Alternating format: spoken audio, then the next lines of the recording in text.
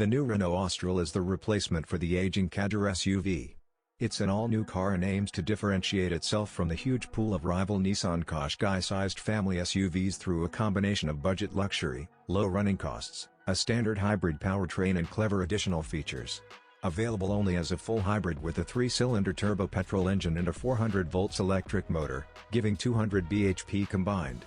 It does 0 to 62 miles per hour in a decent 8.4 seconds, and with good CO2 emissions, 104 to 109 grams/km.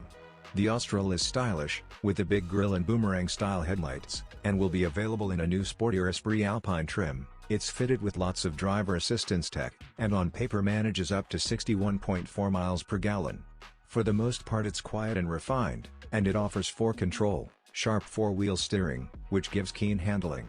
Like its predecessor, the new Austral shares the same basic structure as Nissan's Qashqai, but the design details are decidedly Renault. A big grille, boomerang-style headlights and a massive Renault badge leave you in no doubt as to who builds the car. Initial impressions of the Renault Austral's fit and finish seem good, and far exceed the old Kadjar. Everything feels solid to the touch and built to last. There's soft touch trim in all the places that need it, and overall finish is on a par with what Hyundai and Volkswagen are turning out these days. Open-pore wood veneer and Nappa leather is also available. Another nice touch is that the LED ambient lighting can automatically change color every 30 minutes, apparently based on the human body's circadian rhythms. Of course you can change them yourself through 48 different colors, while the display colors change depending on your chosen drive mode.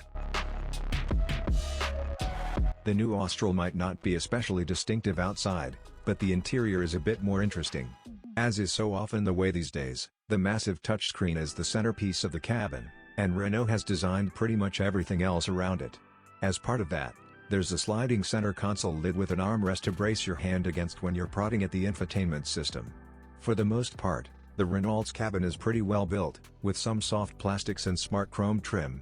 The new touchscreen is powered by Google's Android Automotive operating system. Renault has already used the system in its Megane E-Tech electric car, and it's also in service in Volvo and Polestar products. The system is based on the same technology as a smartphone, but it has been cleaned up and optimized for automotive use, with huge icons and integrated Google Maps.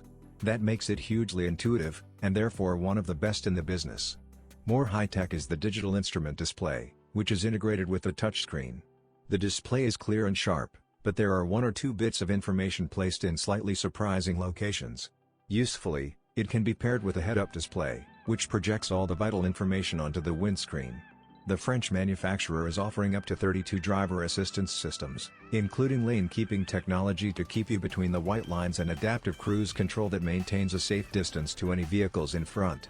There's also blind spot monitoring and parking assistance technology, including a 360-degree maneuvering camera. Renault has a reputation to uphold for safety, and claims the Austral has a better protected passenger compartment than any of its other models thanks to high-strength materials and 7 airbags, including one between the front passenger seats.